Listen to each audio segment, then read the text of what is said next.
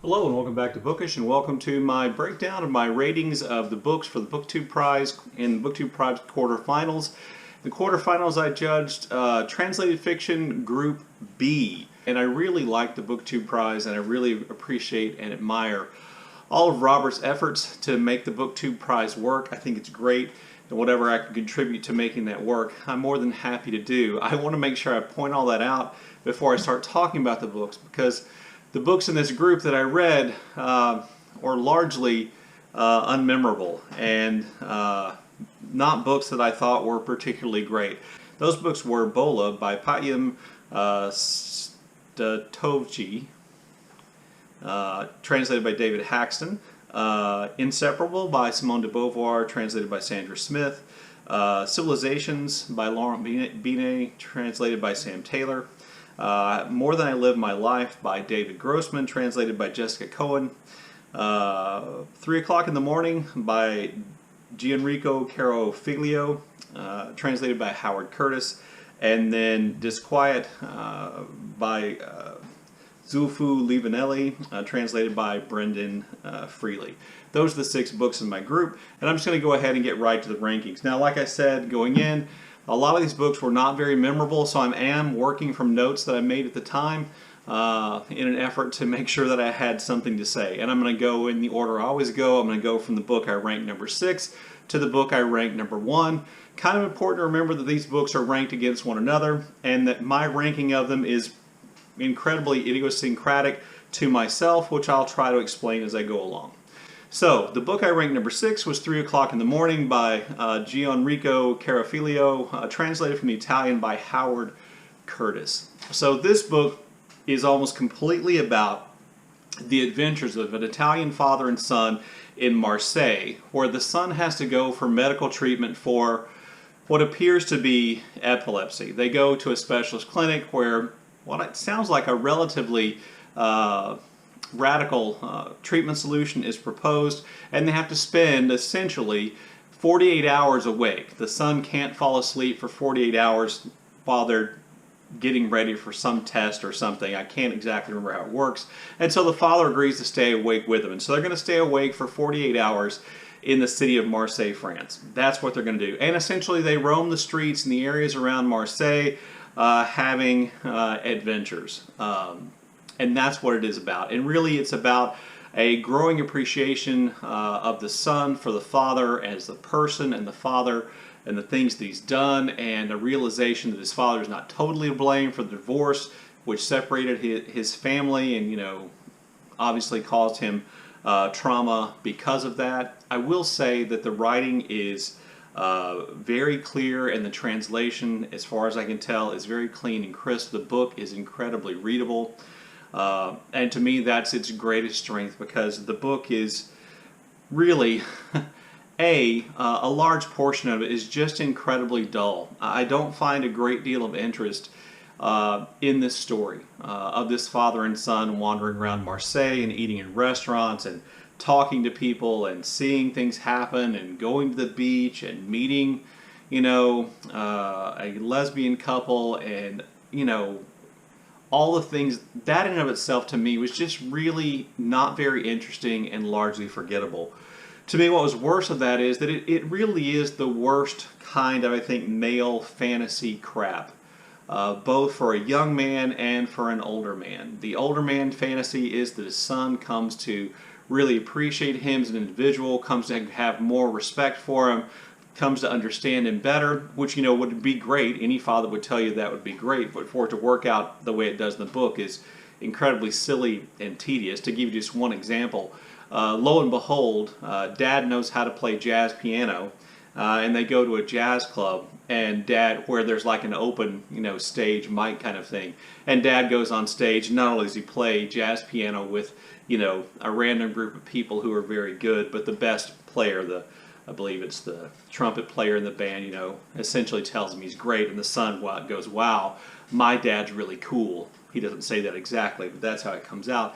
It's just, in many ways, I just think the worst kind of sentimental crap that you can have in a book. And and the story about the young man and the young man fulfilling his fantasy. I don't think it's much of a mystery what a young man, let loose in the city of Marseille would consider to be the ultimate achievement that he hadn't achieved yet, but I will not say anything more specifically about it.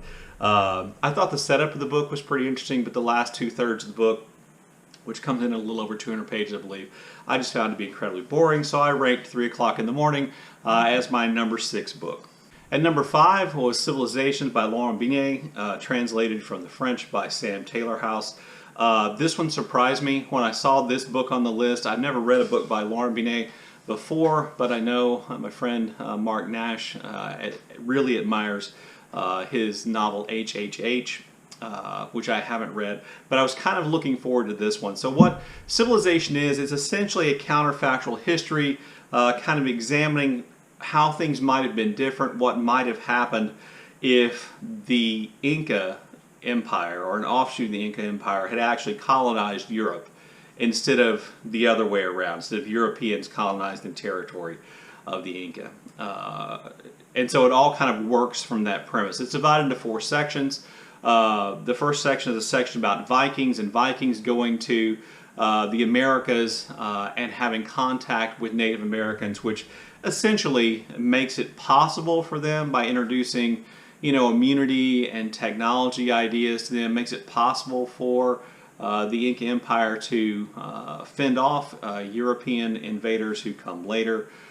There's a section, a really short section, about Columbus, only instead of Columbus destroying entire civilization, Columbus is taken prisoner, and we get these kind of journal entries in the form of letters written to I think King Ferdinand and Queen Isabella about what's going on and what all happened to his crew, and how essentially then the Inca people who have colonized Cuba, I believe, the other islands that Columbus explores, get a hold of European sailing technology, and this allows them then to sail to Europe. I found both those sections to be interesting and cleverly written, and I thought those parts were good, but those parts are really short. The longest part of the book concerns the Incan conquest of Europe, and it's kind of written like what something would be written by a medieval Renaissance chronicler, and so the style of the writing is really flat and dull, and it's imitative of this style, and I think that really hurts the book because the writing is really lifeless. On top of that, this feels like a concept, an idea that kind of spins out of control. Once we get an Incan emperor here conquering Spain and then spreading out his influence across Europe, you have to deal with and bring into, how would the Inca deal with this group of people? What would happen with the Holy Roman Emperor? Would they be religiously tolerant? All these things have to work their way in, which, unless you have, I think, a fairly in-depth knowledge of Renaissance / medieval late medieval European history, you're going to kind of be really bored by some of the people whose names you may not recognize, some of the figures from history who you may only know of in passing, and how Binet has to kind of bring them into the whole system. It just really was tedious and boring and humorless, and the writing was really incredibly flat, and I honestly was just waiting till it was done. It was a chore to go back and read the book during those sections. The last section is essentially about Cervantes, as though Cervantes was somebody who had lived in a colonized place, because Spain has now been colonized by the Inca, and how Cervantes adapted, survived, and yet wanted to retain independent aspects of Spanish culture and not be cooperated into the empire and the culture of the empire, which, I thought was okay, but largely unnecessary. I was really disappointed in this book, and to be honest with you, before I read 3 o'clock in the morning, this was going to be my number 6, but at least here, the idea is clever, and the initial, kind of discussion of how this might take place, I thought was really well done. I like the part where Columbus was writing. There's a section in the long section about the Incan conquest of Europe in which Erasmus and Thomas More exchanged letters, and I found that to be really well done. So to me, this then became my number 5 book instead of my number 6.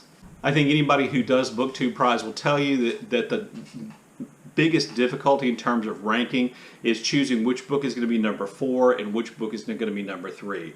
Because you know when you rank a book number 4, its chances of moving on to the next round are really low. And if you rank a book number 3, its chances are better. And this seems to be kind of the place where at least I, and I think a lot of people have the most difficulty. At number 4, I put Bola by Patyam Staravci.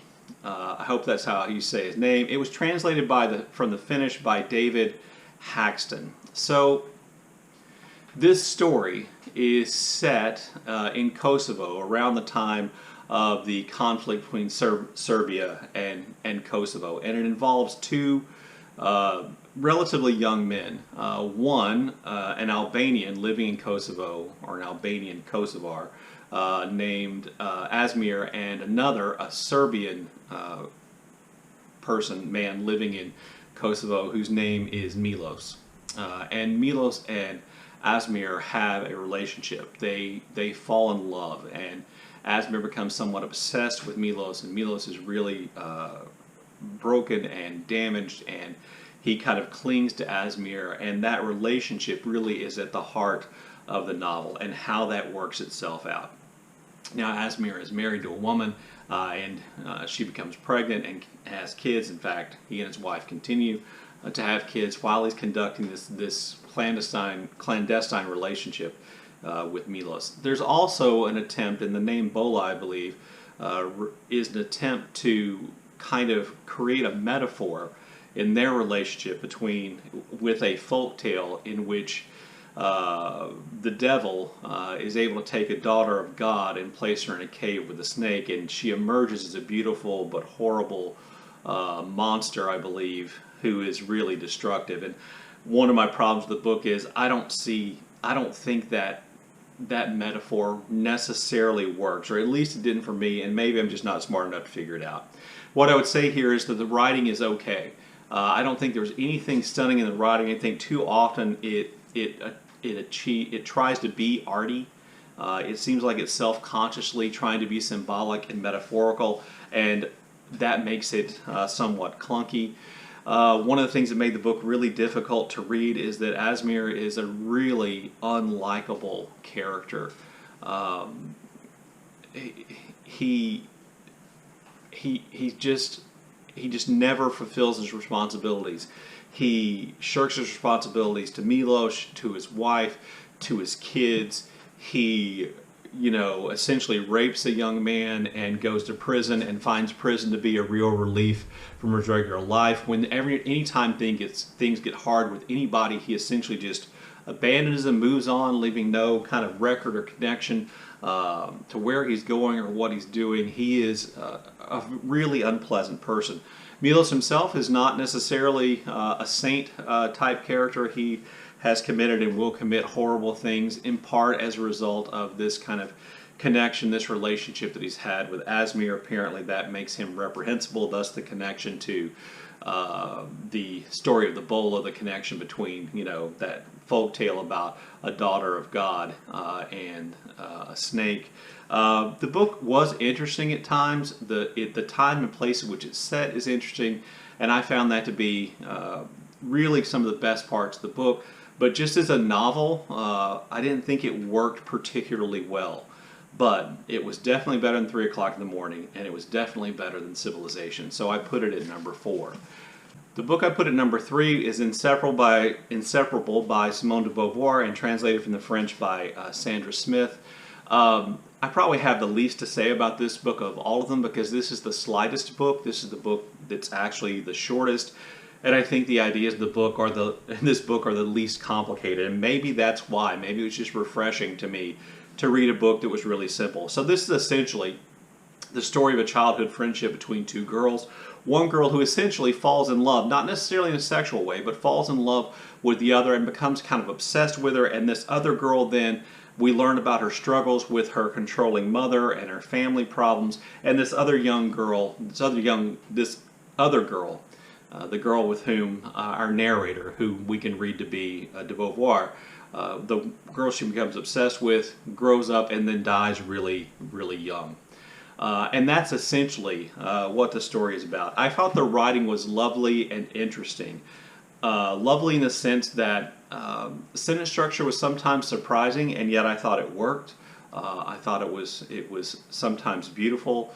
I thought the story was developed clearly. The characters were fairly well fleshed out. We kind of understand what's going on between them. One of the big weaknesses of the book is that I don't think de Beauvoir really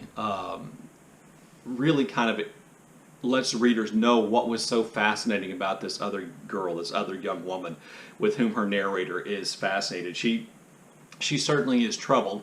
She certainly does have problems, but I just didn't get what this attraction was so much, and it doesn't come through on the page. And I think that's really the greatest weakness of the book, that we never really see what, or to me, I didn't see what was so great about this girl who the narrator is in love with, is fascinated by, is obsessed with. I didn't see it, and I didn't see it come through in the book. Now, this is a novel that de Beauvoir did not publish, I don't believe, during her lifetime, which it was. It fell out of print, and it's just recently, last year, was republished, which kind of makes it an interesting book to have in the BookTube Prize, where we're judging 2021 books, because I believe the book was written back in the 60s. In an effort to kind of flesh out the story and I think improve the characterization, letters from Simone de Beauvoir to this young woman, and from the young woman to Simone de Beauvoir, are included after this kind of short novella. And to me, those letters were interesting, and maybe they added a little bit more to my understanding of the characters. But if the novel is going to, make it, it needs to make it without those letters, without those kind of things that are put in the appendix. And so that's why it's number 3. And like I said, it's possible at a different time I might pick Bola as number 3, but I picked Inseparable as number 3 because I just really thought the writing was lovely and interesting throughout, which I couldn't say about Bola. And at the very least in Inseparable, none of the characters I thought really made me hate them, which was not true of Bola. So then the book I put number 2 is More Than I Love My Life by David Grossman. This is translated from the Hebrew by Jessica Cohen. This is a family drama, and I'll be honest with you, I'm not a big fan, I don't think, of what I would refer to as family dramas. I'm sure I've read them, and they're family dramas that I like and rate relatively highly. But this book was okay, and I ranked it as better than Bola and Inseparable because it is a more complete novel. The characters are better developed, and the story and the plot moves at a pace which I found to be, really satisfying in lots of ways. Essentially, it's a family drama involving a Jewish father and daughter, the daughter's estranged mother, the father's estranged wife, and their incredibly tough, domineering, interesting, quirky, eccentric grandmother. And the whole storyline is set in motion by a decision the grandmother made back when she was arrested by the Yugoslavian special police and sent to what essentially is a concentration camp or a labor camp, or as they called it, re-education camp on an island off the coast of Yugoslavia during the period in which Tito dominated or ran Yugoslavia. And a decision she made essentially is, we're supposed to believe, the reason for her daughter, the mother, the estranged mother, estranged wife in this situation, for her being damaged and her being a bad mother. And so, anyway. So, it's essentially this family drama. And they go on a trip to go back to and take the grandmother back to the island where this re-education camp was set up. And, it's a really fraught trip with, bad weather and car problems, I think, and, barely making the ferry over to the island and then getting kind of stuck on the island during really bad weather. And they're supposed to have all these family revelations. And for the most part, like I said, it is very readable. And the story is somewhat compelling, but it also felt like something that I'd read before, something that seemed really similar. It was really easy to predict what was going to happen and what wasn't going to happen. I don't think there were any surprises in the book. I think sometimes Grossman tries to invest scenes with more emotional impact than he achieves in those scenes. And then I think the worst part about the book is that there's kind of a framing story in which the father and daughter, who work in documentary films, essentially are going to make a documentary about the grandmother's journey back to this island and her renewed relationship with the estranged mother, wife, daughter character. And to me, that didn't work at all. To me, that kind of, constantly having to have the characters worry about the lighting, or is this being picked up by the microphone, or why am I not shooting this, or can we replay that? That was just, I realized that it's a part of the plot that we're supposed to take in, that there's this real effort to plan these things out, which doesn't work out. But to me, it just was cumbersome. And it didn't really add anything, I thought, appreciably to the story that made the story better. But for all the other reasons, in that it was coherent, it told a story, the characters I thought were interesting and unified, for all those reasons, I put it as number 2. So my number 1 book is Disquiet by Zulfu Livaneli, translated from the Turkish by Brendan Freely. This book I thought was truly interesting. It's set, for the most part, in the eastern Turkish city of Mardin, which is right on the border with Syria, and which has a fairly kind of diverse population of Muslims and Shia Muslims and others, and secular people. And it also has the beginnings of, fundamentalist Islamic movements tied to ISIS. It's set during the period in which ISIS was, I think, most controlled the most territory, was persecuting the most people, and the people that it really focuses on as being persecuted by ISIS are the Yazidi people of that region. As a matter of fact, that a Yazidi woman is really the character around whom the novel itself kind of focuses, and her experience and her family's experience of being tortured, being abused by ISIS, and managed to escape is kind of I think the emotional pivot point of the story. But a lot of the story also involves the main character narrator, who is a journalist who's working in Istanbul, who's gone to Mardin to go to the funeral of a friend of his from childhood, and that friend was engaged to this Yazidi woman, much to the consternation of that friend's family, because there's a lot of bigotry among the Muslim population in Turkey for the Yazidi, because they're not Muslims, and their religion oftentimes apparently is equated with all kinds of horrible things. Anyway, so he goes to the funeral of his friend, and then he falls in love with the idea of this woman, and when he meets her, he falls in love with her, and he becomes kind of obsessed with helping her, with marrying her, etc. And when she manages to get out of Mardin and go to Istanbul, he follows her, he tracks her down, he tries to establish a relationship with her, and then that becomes kind of a big part of the story as well. What I found really interesting and really effective about the story was, number 1, the character of this Yazidi woman, who is the strongest character, the character with the most courage, with a greater grasp on reality, who sees all the efforts of people to help her and other refugees in the light in which they're in. And in doing so, she really causes us to question what we are doing about refugees and how we view refugees. There's a scene in which essentially Angelina Jolie comes to visit a camp in which these Yazidi refugees are being held. She comes, she takes a few hands, she expresses her compassion, and then she leaves, essentially improving nothing. We have this instance of the friend who was killed. By the way, he was killed by kind of fundamentalist Muslims who may or may not have been part of ISIS because of his relationship with this woman. And the friend's kind of obsession with saving this woman. Was he motivated by love, sex, physical attraction? Was his attraction to her more that she was a refugee, someone he could save, or was he really in love with her? Then we have the same question about our narrator, who becomes obsessed with her. What is the reason for his obsession? Is he determined to do this good thing? Is he so determined to do this good thing for this person who has experienced nightmarishly awful things that he is going to kind of force her to confront her past when she doesn't want to?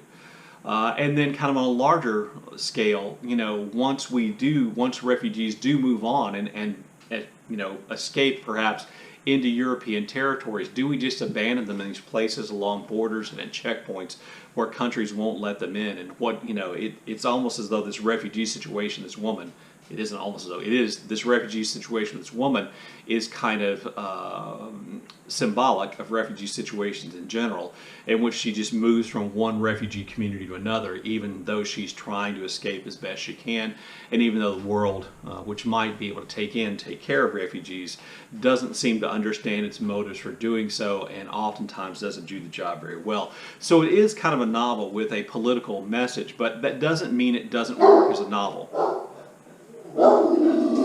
Dogs. It wouldn't be a long video by me if there wasn't a dog interruption. Anyway, I liked Disquiet. I thought it was a good book, and I thought it was really interesting, so I rated it as my #1. So there you go. My #1 book is Disquiet by Zulfu Livaneli. My #2 book is More Than I Love My Life by David Grossman. My #3 book was Inseparable by Simone de Beauvoir. #4, Bola by Patyam Stadovici. Really, still I haven't said his name right once. My #5 book was Civilization by Laurent Vinet, and my #6 book was 3 o'clock in the morning by Gianrico Carofilio. There you go. There's my BookTube top prize rankings. I look forward to seeing other people's BookTube prize rankings. I happen to know a few people who have this group. We have not communicated our thoughts about any of the individual books, but I do know some people who have this group, and so I want to see theirs. And I really look forward to your comments about these books, particularly if you don't agree with me or you do agree with me. If you've read this group or you read these books in the group before, really love to see your comments to see, maybe I didn't assess the books as well as I think, or maybe, you'll just confirm that I was right. Anyway, love the BookTube prize. Thanks to Robert. Shout out his channel. There'll be links to that below. And if you want to be a judge for the finals, I think you can still sign up for that. You may still be able to sign up for judges for the semifinals, but I think the deadline's up. Anyway, there you go. As always, thanks for watching. I look forward to your comments in the comment section below.